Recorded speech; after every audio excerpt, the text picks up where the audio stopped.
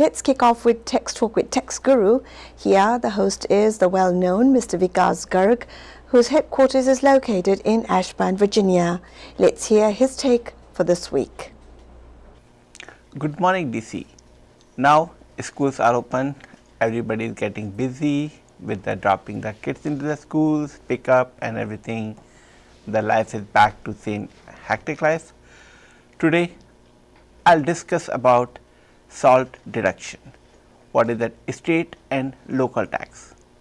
If you remember back in December 17, everybody was going to the county office and they keep trying to prepay 2018 property tax. Do you remember? Yes, of course. Nobody can forget that those days when everybody was in the line, you are standing for 2 hours, 3 hours, and there's a whole chaos happened whether can I get the deduction of prepayment or not.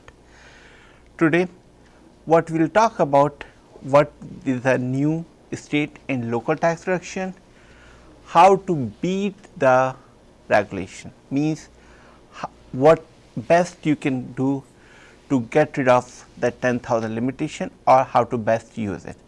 First thing is, let me just talk about what used to be allowed first. Second, what has taken out. Third, what you can do. So, earlier we used to get deduction of income tax, you pay to state tax. Second thing, house property tax. Third thing, personal property tax. Fourth thing, foreign income and car property tax. These are the 4 tax used to come under the head SALT deduction, state or local tax deduction under Schedule A. Now, from January 2nd, 2018, you cannot deduct house property tax paid on foreign country or paid on the property located in foreign country. Second, your state and local tax deduction is limited up to $10,000 or $5,000 if you are filing as a married filing separately. But now we need to discuss what is not limited under $10,000. First thing is foreign income tax. If you paid any tax to the foreign country, that is not limited to $10,000. You can still claim 100% of that. Second, tax paid to the foreign country in your trade or business or within US in your normal trade or business that has not been limited for 10,000. Third thing, taxes paid to management of your property. What we talk about, your rental income property or any other management of the property where you are generating the income. So, any income generating asset if you have, that is not limited to $10,000. So, let me just recap which 3 things are not under limitation. One thing, foreign income tax. Second, taxes paid in your trade or business. Third, any taxes paid for a property which is generating income.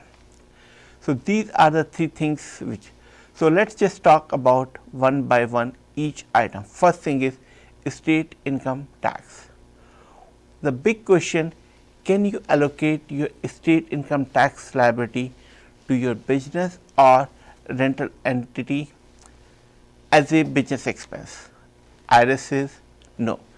Any state taxes you are paying, it has to be within the SALT deduction, it has to come within the $10,000 limit. Second, many of the states, once IRS change the rules, many of the states comes and say, oh, we will split the taxes into 2 parts, one is the charitable contributions, one is the estate. So, this way you can claim the estate tax in the form of charitable contribution. But IRS simply said this scheme will not work and they will issue a regulation and they will make sure you are not reducing the tax by splitting the charitable contribution.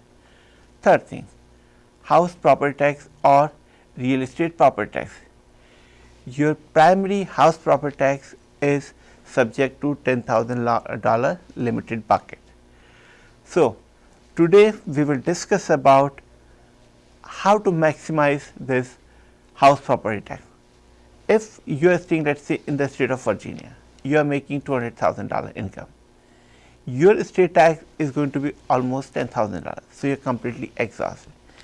If you have the house, let's say, worth of $500,000, your property tax will be around $5,000 to $6,000.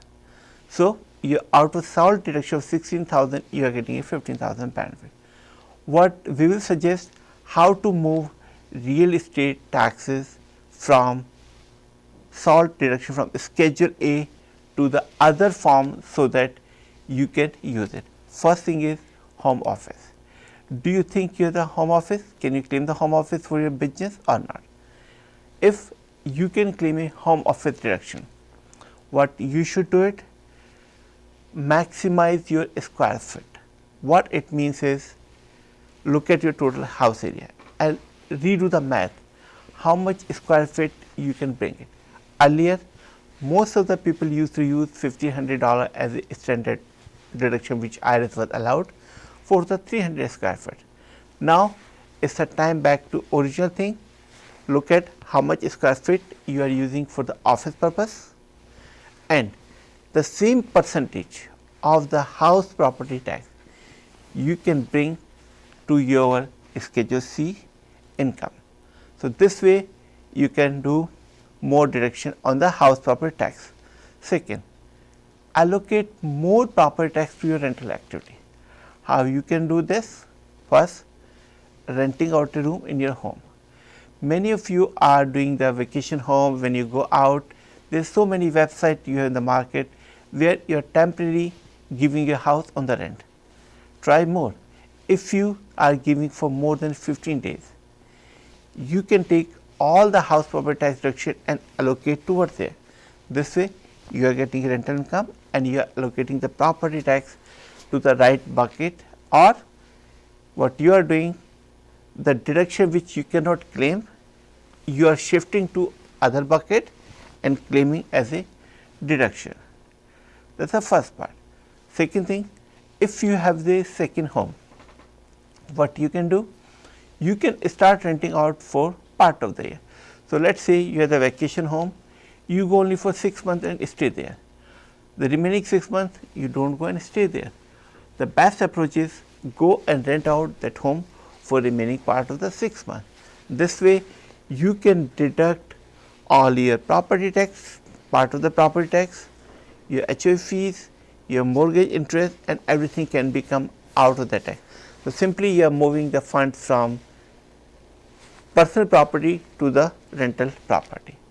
Next part, elect to capitalize. That is something new, right? Yeah. So, what we are talking about here, so let us say if you buy a land or you have a small house there. Many of the people, what they say is my vacation home, and they were deducting all that property tax as a Schedule A deduction. Now, you see you cannot claim all those as a Schedule A deduction. So, there is the option you can capitalize the property tax whatever you are paying. Let us say simple example, you buy the land for $1 million. Every year, let us say you are paying the $5,000 as a property tax, and there is a very small cottage on the land. You are showing that as a vacation home or something like this, and you are keep claiming that as your deduction. Now, your approach will be not to claim that as your vacation home deduction, capitalize it. So, it will be treated as part of your land cost. What it means is, let us say 5 years you pay 5,000, 5,000, 5,000, your land cost will be 1,025,000.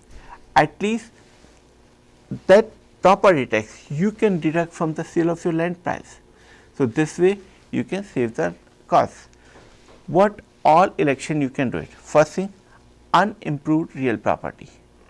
Second, if you are in the real estate development or you bought the house and your house is under construction, till the construction is completed, all the property tax paid during construction period or pre-construction period, you can capitalize. Third, any unimproved property.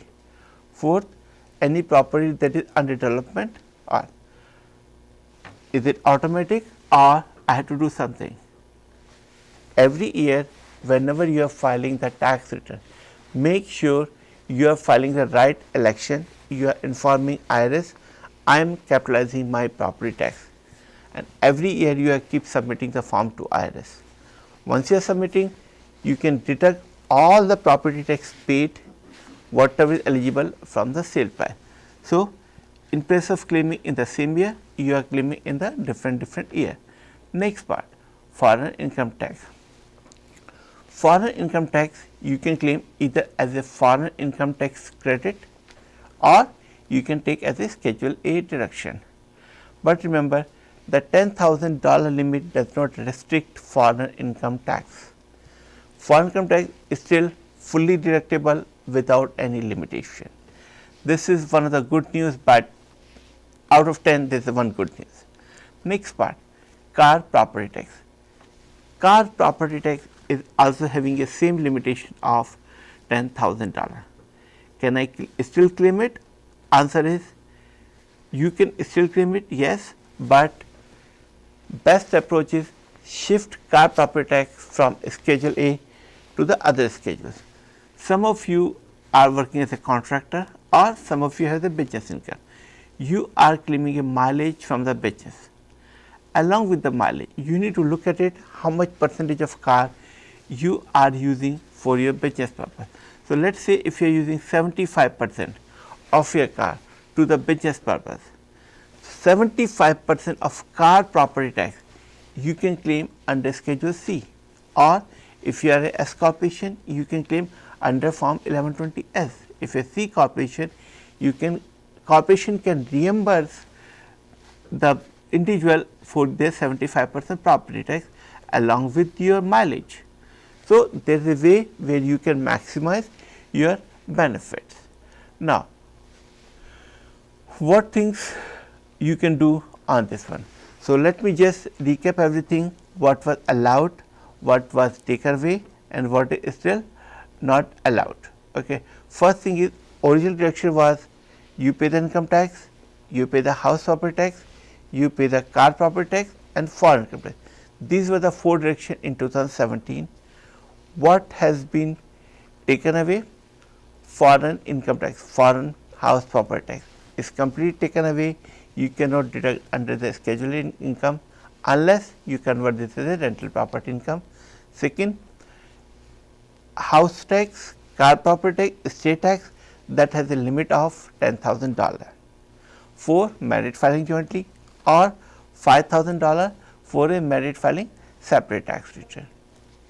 Third thing and last, what is not included, this is most important to remember. Any foreign income tax you paid, that is not included.